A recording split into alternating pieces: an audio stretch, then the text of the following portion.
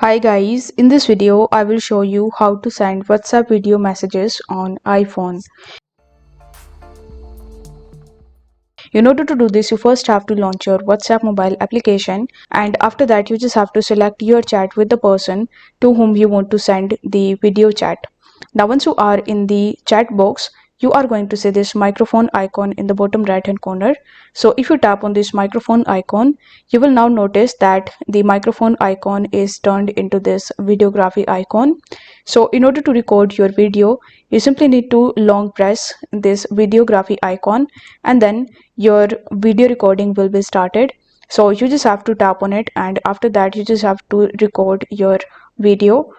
Once done, you need to press this arrow button in the bottom right hand corner of the screen, and this way you will be able to easily create and send video messages on WhatsApp in your iPhone. So if the video was helpful, then don't forget to like the video and subscribe to the channel. Thank you so much for watching.